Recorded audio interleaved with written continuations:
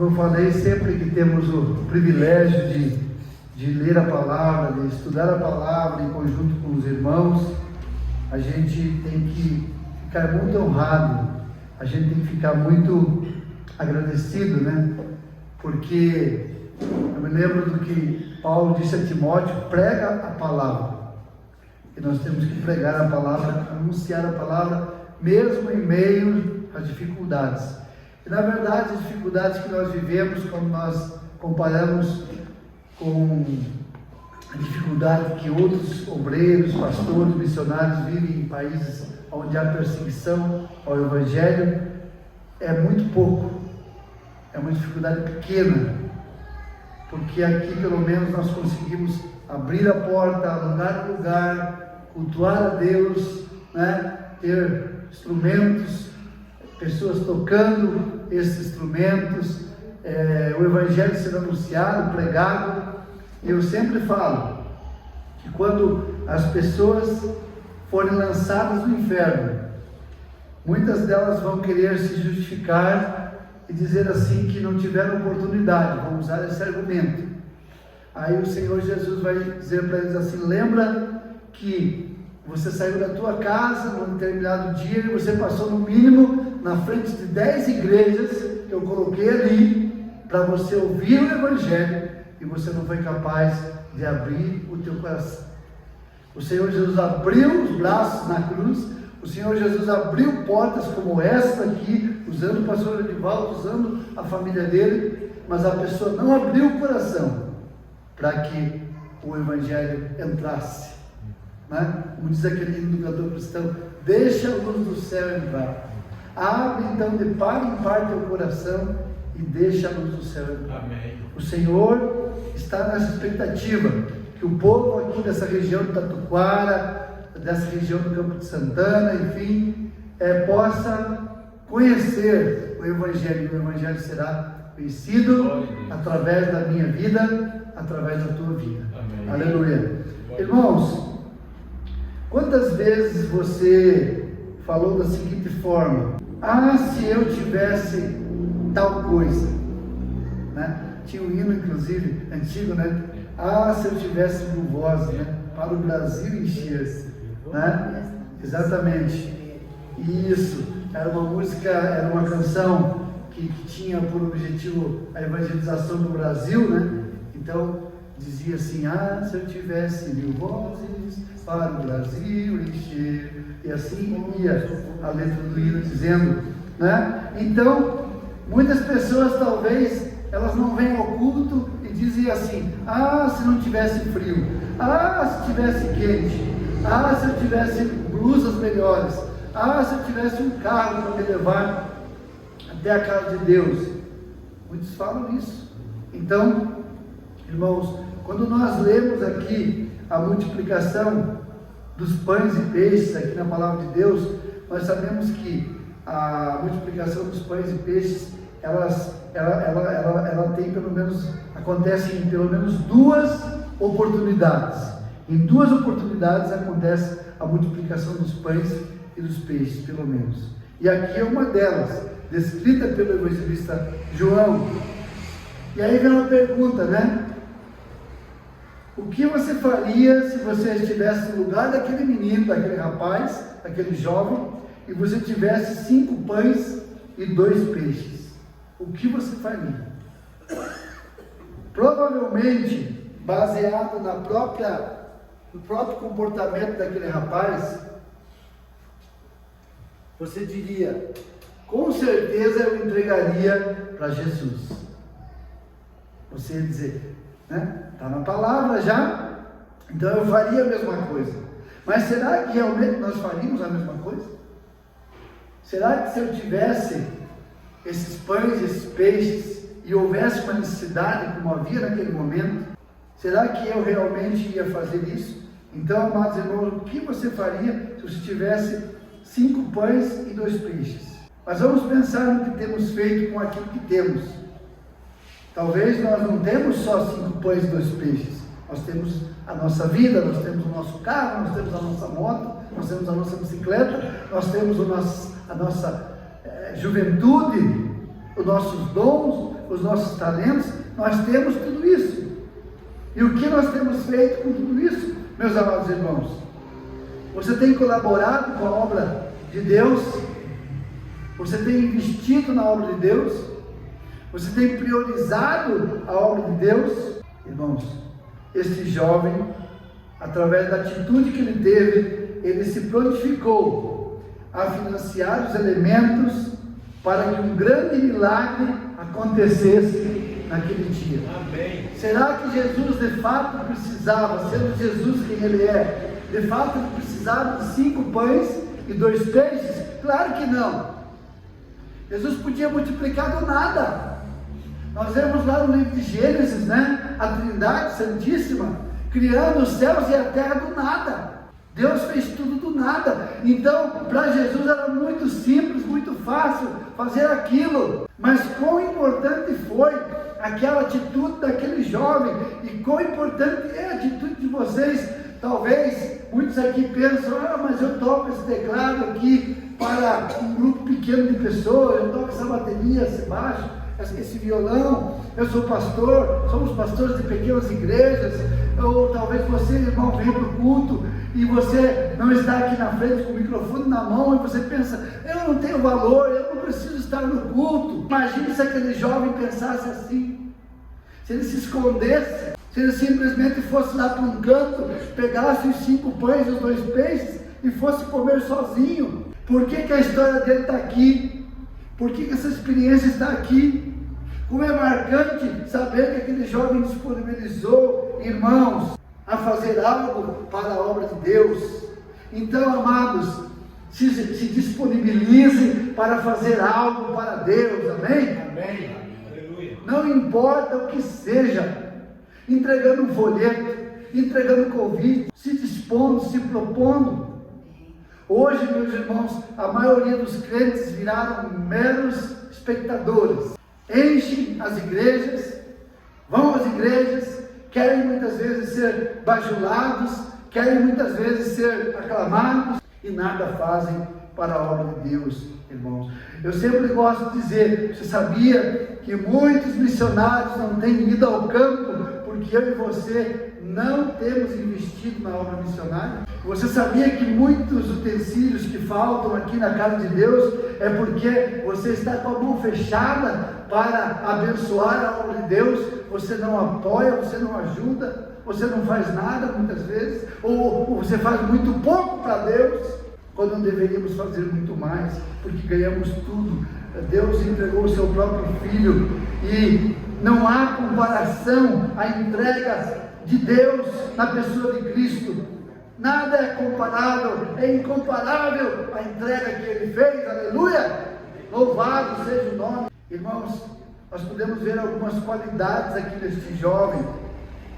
Algumas qualidades nós vemos aqui neste jovem. Primeiro, a gente vê ali, pastor, então, se puder voltar um pouquinho, no versículo 5, ali, ó. Havia uma necessidade. Então Jesus erguendo os olhos, Jesus olhou, observou, e vendo uma grande multidão, ele se dirigiu a Filipe, um dos discípulos, e ele disse assim: onde compraremos pão para lhes dar de comer?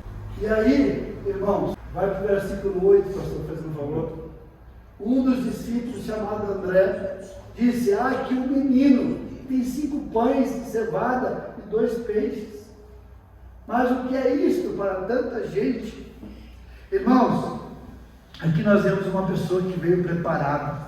Amados, será que você só lembra da oferta quando chega aqui na hora do ofertório?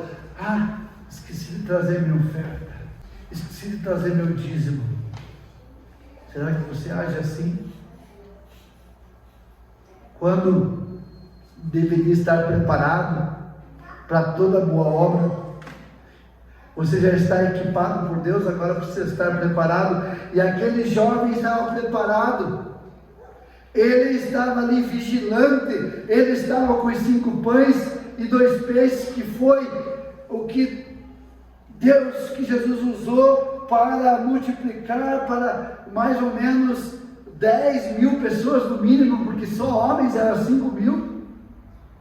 Mas se nós colocarmos que para cada homem poderia haver uma mulher, teríamos 10. Se colocarmos que cada família podia ter 2, 3, 4, 5 crianças, imagine a quantidade que fica. E todo mundo foi alimentado. Amém. Todo mundo comeu. Mas começou como um milagre? Começou só com 5 pães e 2 peixes. Ah, pastor, o meu dízimo, a minha oferta, a minha vida, eu estar nos cultos não faz diferença. Faz diferença sim. E quando você olha para esses bancos, essas cadeiras vazias, é que você vê a diferença. Vocês que são membros aqui, vocês conhecem os irmãos, e quando você olha para o lado, você vê aquele irmão que não veio, você vê exatamente a falta que ele está fazendo hoje. E não pense você que o pastor Genivaldo, quando você falta, você não faz falta. Com certeza ele fica triste com o pastor. E imagina o nosso supremo pastor, que é Jesus, o quão triste ele fica porque aquela pessoa não veio. Então aquele rapaz, irmãos, ele estava preparado, e nós precisamos estar preparados. Lembram-se da parábola das 10 virgens? Quando o noivo apareceu, aí é que elas lembraram que precisavam estar com as suas lamparinas acesas, e para aquilo estar aceso naquela época que não tinha eletricidade, precisava do azeite. Era usado o azeite, mas não havia azeite para 5, e azeite para 5 havia. Elas estavam completamente despreparadas. Meus irmãos, nós não podemos ser pegos despreparados. Lembra como a Bíblia diz lá, pastor? Quando o Filho do Homem voltar, porventura encontrará fé na terra? Hein, irmãos? Hoje eu estava pensando muito naquele versículo que diz assim: muitos são chamados, mas poucos escolhidos. Interessante que nem está falando de não crentes, foram pessoas que foram chamadas, no entanto não são escolhidos, porque muitas vezes não estão preparados, irmãos. Temos que estar preparados. Louvado seja o nome do Senhor. Mas há uma outra característica deste menino. Se havia mais ou menos 10.000 pessoas, haviam pessoas que estavam próximas de Jesus, e haviam pessoas que estavam longe de Jesus. Para aquele menino ter sido visto, ele estava onde? Longe ou perto? Estava perto de Jesus. Então, irmãos, essa é a segunda lição que aquele jovem nos apresenta. Devemos estar perto de Jesus. Amém? Aquele jovem, aquele menino, ele só escutou o que Jesus falou. Quando Jesus falou aos discípulos, que era necessário dar de comer àquelas pessoas, ele ouviu e se prontificou imediatamente. Por quê? Porque ele estava perto.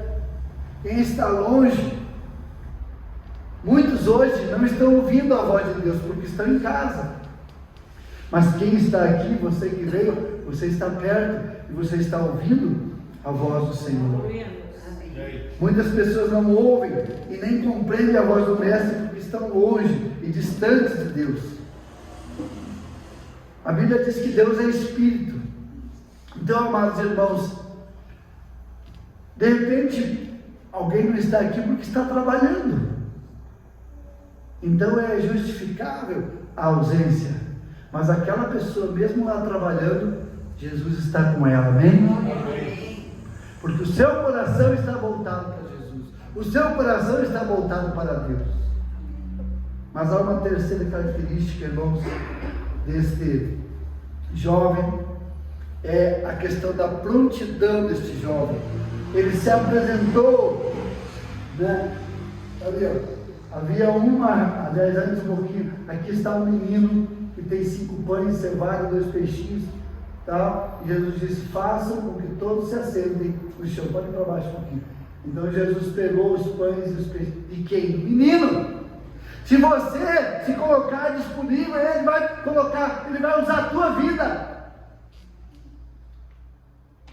O meu pai, uma vez, ele foi várias vezes nas conferências do Billy Graham, São Paulo, Rio de Janeiro, nos anos 60, 70, e em 74, quando ele foi a última vez, na saída do Maracanã, Maracanã naquela época, hoje é mais limitado, mas naquela época cabia 150 mil pessoas.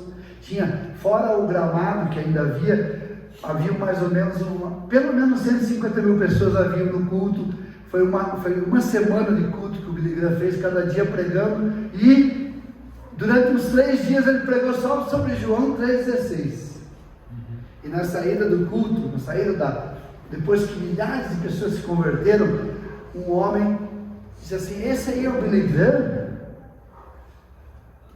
Pregando sobre João 3,16, meu pastor prega melhor do que ele.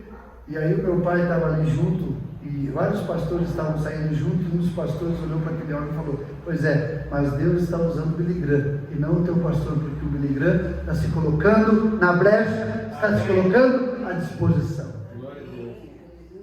Aqui podia ter o maior tocador de teclado do mundo, mas esse muitas vezes não se dispõe. Aí esse irmão vem e se dispõe, toca tremendamente.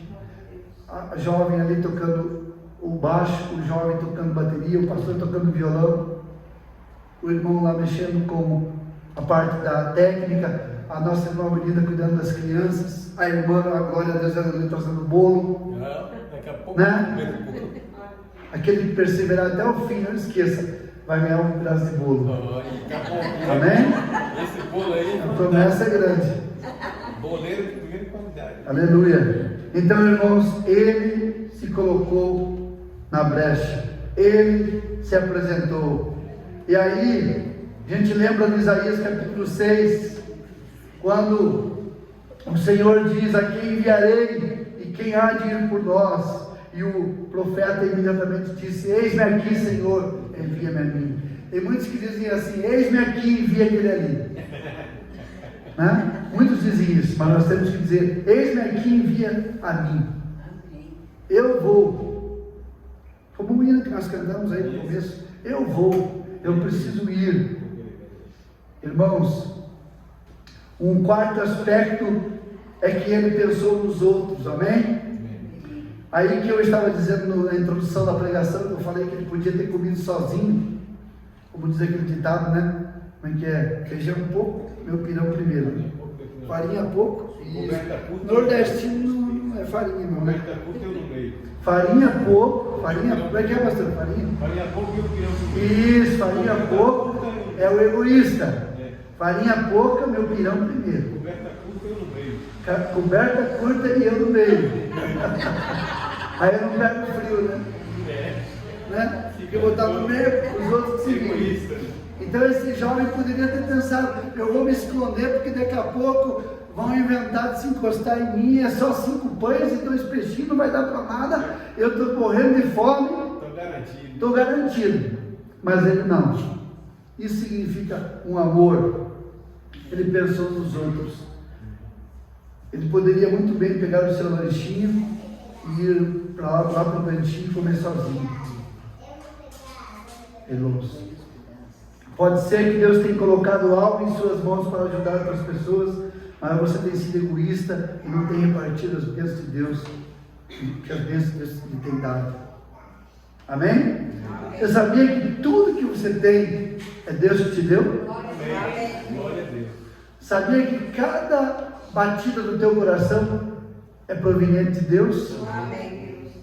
Deus olha para o teu coração e diz assim: dá mais uma batida, dá mais uma, dá mais uma, dá mais uma, dá mais uma. E aqueles que estão hoje nas funerárias, porque Deus falou: chega, o coração para. Eu lá, o Faustão, os órgãos estão morrendo, porque o coração é o órgão máximo do corpo humano. O rim está morrendo, os pâncreas estão morrendo, tudo está morrendo. Irmãos, aquele jovem, então ele não pensou só em si mesmo. Irmãos, nós temos que anunciar o Evangelho e falar do amor de Cristo. Nós ajudamos alguns missionários fora, aqui no Piauí, lá em Caxias do Sul, e também no Camboja, no Nepal, na Índia. E a irmã Eliana Aparecida, na África, o pastor Medercino, a irmã Eliana Aparecida, ela disse que o ano que vem ela precisa vir para o Brasil. Ela está 10 anos ela estava na Índia, aí ela veio, ficou 2 anos no Brasil para levantar recursos, e agora vai fazer quase 2 anos que ela está no Camboja, um trabalho extraordinário que ela faz lá. E meus irmãos, ela disse no grupo, que eu faço parte de um grupo fechado com ela e uma porção das pessoas que mantêm ela lá, ela disse que ela precisa voltar para o Brasil para conseguir levantar os R$2.000 que ela precisa por mês para estar lá fazendo a obra de Deus. Essa mulher, ela vai precisar tirar um tempo, voltar lá da Ásia, voltar de 15 mil quilômetros daqui, para vir aqui. Talvez não é perder tempo, mas não precisaria vir, porque ela precisa de R$2.000 por mês para se manter. 2.000 é para ela se manter, que é 600, 700 reais de aluguel, daí tem luz, água, internet, alimentação, ela trabalha com uma lambreta, vestimenta, e ela, olha só, ela arrecada em torno de 7 a 8 mil por mês. 6.000 ela usa para trabalhar com as crianças, e 2.000 ela usa para pagar as suas necessidades básicas, para se manter.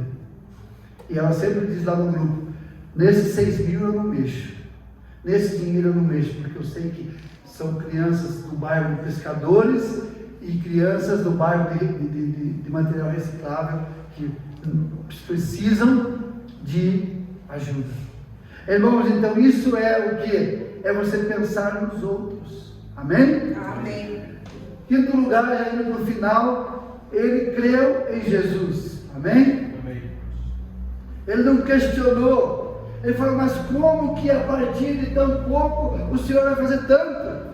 Mas é isso, irmãos. Um dia Deus colocou no coração do pastor Divaldo, da esposa dele, de virem para cá. E hoje já tem um grupo aqui. E vai aumentar em nome de Jesus. Então, meus amados irmãos, não esqueça que ele creu nas promessas de Jesus.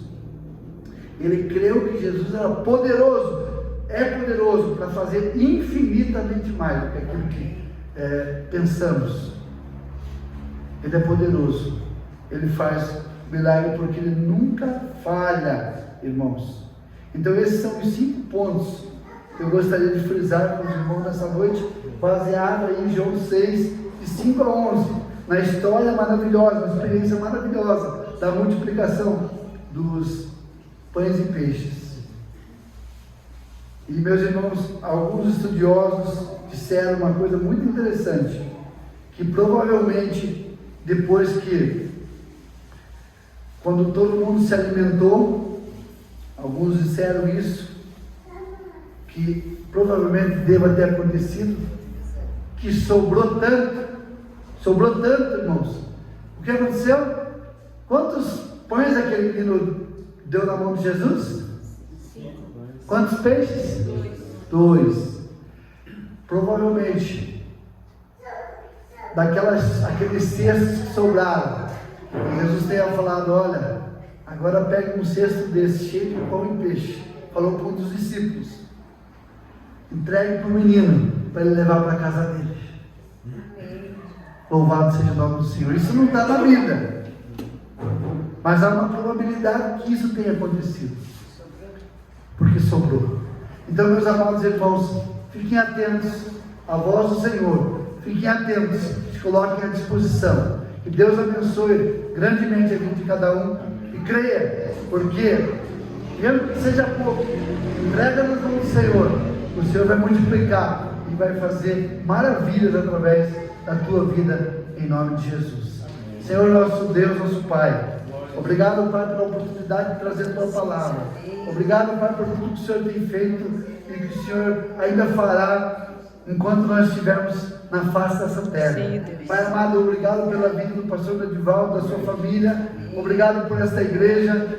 E Pai, que nós saímos daqui impactados por esta palavra, por esses louvores, por esses hinos especiais, por esses testemunhos.